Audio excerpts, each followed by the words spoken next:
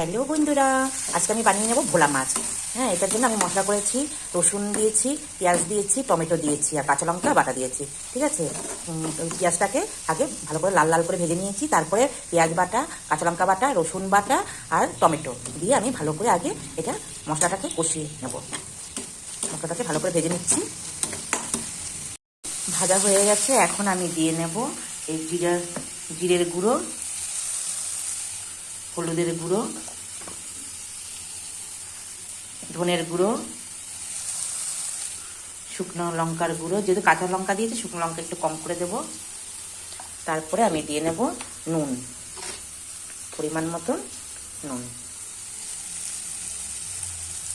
দিয়ে আমি ভালো করে দেখো মশলাটাকে ভালো করে একটু কষাচ্ছি। দেখো মোটামুটি মশলাটা কষানো হয়ে গেছে, ভাজা ভাজা হয়ে গেছে। এইটা আমি আগের থেকে ভেজে রেখেছিলাম ভোলা মাছ। ঠিক আছে, মাছ ভাজাটা তোমাদের সামনে দেখানো হয়নি। হ্যাঁ, এই যে আমি আগে থেকে ভেজে রেখেছি ভোলা মাছ। এখন আমি দিয়ে দেবো জল, পরিমাণ জল দিয়ে আগে ভালো করে কষিয়ে নেব মশলাটাকে।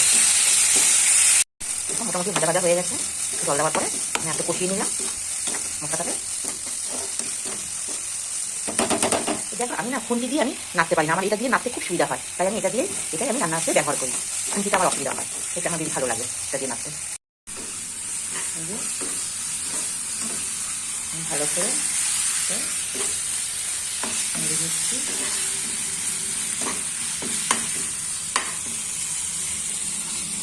তোমরা আমার সঙ্গে থেকো, তোমরা আমার পাশে থেকো, এটাই আমি আশা করব। আমার ভিডিওগুলো ভালো লাগলে লাইক করো, কমেন্ট করো। এখন আমি দিয়ে দেবো জল, যে যতটা ঝোল খাবে সেই পরিমাণ মতন তুমি জল দিতে পারো। আমি একটু মাখা মাখা করবে, গা মাখা মাখা মতন বানাবো, আমি অল্প একটু জল আমি দিয়ে দিলাম। এটা এখন ফুটে উঠলে আমি দিয়ে দেবো মাছ। ঝোল ফুটে উঠেছে, এবার আমি দিয়ে দেবো 4-5টা কাঁচা লঙ্কা চেরা। ঠিক আছে, খুব সুন্দর গন্ধ হয়। তারপরে আমি দিয়ে দেবো এই মাছগুলো,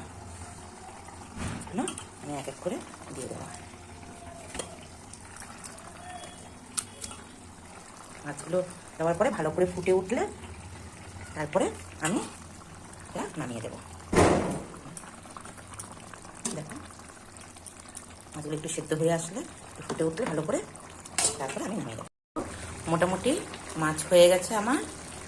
ধনেপাতা নেই তো, তার জন্য ধনেপাতাটা দিলাম না, কিন্তু ধনেপাতা দিলে আরও সুন্দর হয়। ধনেপাতাটা ঘরে নেই, তাই আমি দিতে পারলাম না। ঠিক আছে, মাছ আমার হয়ে গেছে, এখন আমি এটা অফ করে দেবো।